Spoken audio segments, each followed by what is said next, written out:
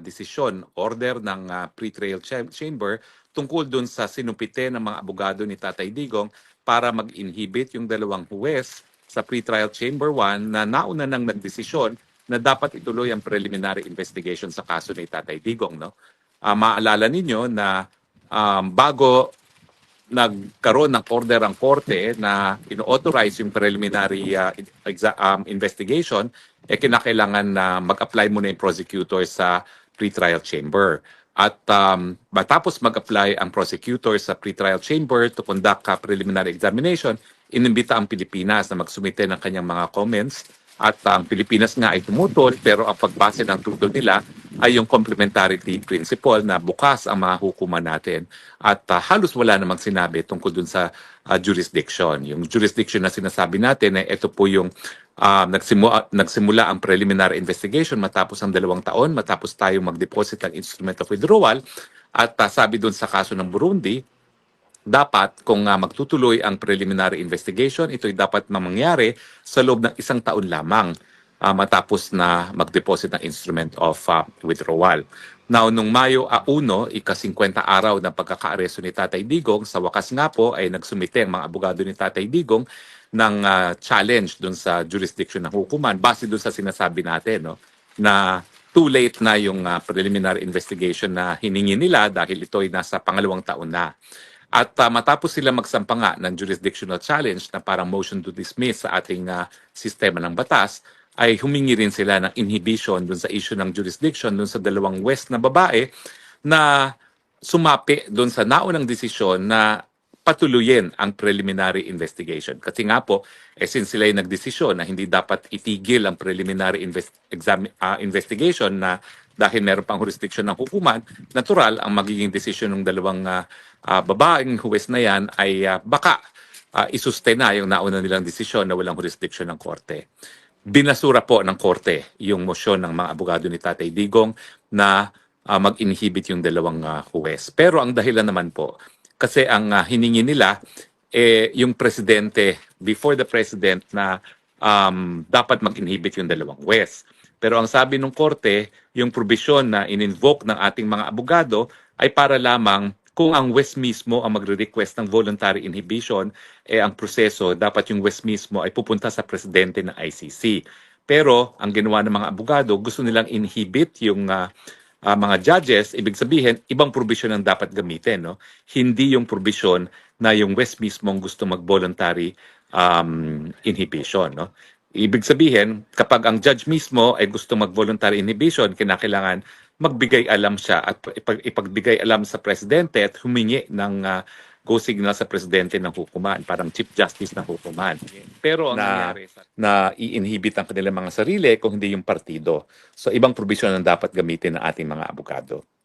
Anyway, yan po ang latest sa kaso ni Tatay Digong. Ulitin ko po, binasura ng korte yung motion ng abogado ng ating Tatay Digong na mag-inhibit yung 2 judges dahil yung provision na ginamit nila ay provision kapag ang West mismo ang gusto mag-inhibit, mag-voluntary inhibit sa kanilang mga sarili na hindi naman po yan ang kaso dahil ang ating mga abogado nagsasabi dapat sila mag-inhibit kasi nga minsan na silang nagdesisyon na merong jurisdiction ang korte miski ang preliminary investigation ay hiningi ng prosecutor sa 2nd taon na matapos tayo mag-deposito ng instrument of withdrawal.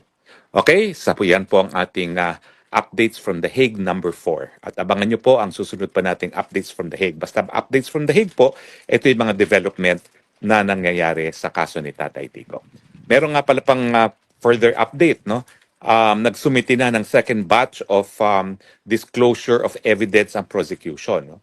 Hindi ko pa po nakikita kung ano yung mga bagong ebidensyang dinisclose nila sa prosecution, pero yung pag-disclose po ng ebidensya, gaya na aking nasabi dati, no, ito po yung kakaiba sa ICC. Sa ICC, hindi gaya sa Pilipinas na ang preliminary investigation ay kinokonduct bago maisampa ang kaso at lahat ng ebidensya ay dapat isumite sa piskal. At ngayon po, ayon sa rules natin sa Pilipinas, kapag hindi yan na-identify sa simula't simula pa lang, hindi na po pwedeng gamitin. Dito po sa ICC, ibang proseso. Ang proseso ay prosecution lamang ang magpapakita ng ebidensya sa hukuman at kung merong reasonable basis na mag-issue ng warrant of arrest, doon sila mag-issue ng warrant of arrest. Now, yung finding na mayroong probable cause, dyan pa lang po ipapasok yan sa confirmation of charges na mangyayari po sa Setyembre. Pero bago dumating ang Setyembre, duty bound po ang prosecution na i-disclose ang kanilang mga ebidensya. Sa akin nga po, sinasabi ko na dati na parang dehado ang akusado dyan kasi meanwhile, nakakulong na siya, hindi pa niya alam kung ano yung mga ebidensya laban sa kanya. No? Tanggapin natin o hindi, ang pagkakakulong, miski hindi ka pa convicted at hindi ka naman binibigyan ng provisional liberty, ay isang pamamaraan din ng parusa. So, dehado yung akusado kasi napaparusahan na siya, miski wala pa namang kahit anong ebidensya na na-disclose sa kanya. Pero yan po talaga nakasaad sa Rome Statute at yan po talaga ang sistema sa ibang bansa, hindi lang po sa Europa, kundi pati na rin sa Amerika, no? Kung saan isang grand jury naman o yung mga ordinaryong mamamayan ay tatawagin ng prosecutor at tatanungin kung mayroong probable cause. At magugulat na lang akusado dahil matapos ang grand jury, magdidesisyon ng grand jury kung mayroong probable cause. No? Pero kulong ka muna bago malaman kung ano yung ebidensya laban sa'yo. No? Ganyan yung sistema ng mga kaputian na nakasanayan nila. No? Sa atin, hindi ganyan talaga. No? Pero wala tayong magagawa. Ganyan talaga yung nakasaad na procedure. Sa akin, ang sinabi ko na nga, advantage niyan, yung pangangalap ng ebidensya, obligasyon ng prosecution kasama mga pulis. Ibig sabihin, ang biktima lang. Ang kakalap ng ebidensya, gobyerno. Ang maganda naman sa atin, every step of the way, bago pa makarating sa hukuman, alam na kung ano yung ebidensya. Ang disadvantage ng sistema natin, kung walang pambayad ng abogado yung complainant, di kawawa siya, no? Dahil mabuti sana kung ang pulis ang magsasampa ng kaso, pero maraming beses, pati yung pulis, palpaka-investigasyon, hindi tumatayo, no? Kaya maraming kaso ang hindi nasusustena ng piskal man lang dahil mali yung ebidensya ginagamit ng mga pulis, no? So, meron pala talagang mga plus and minuses, yung ganyan na tinatawag nating inquisitorial system na ginagamit ng ICC. So yan po yung dalawang updates natin. Binasura yung pag-inhibit dun sa dalawang huwes na nauna nang nagsabi na merong jurisdiction ng hukuma dahil nga po ang sinubitin natin ay parang motion to dismiss on the basis of lack of jurisdiction at nagkaroon na po ng second batch of disclosure of evidence. Ang isang pula ko pa dyan, hanggang ngayon marami pong redacted.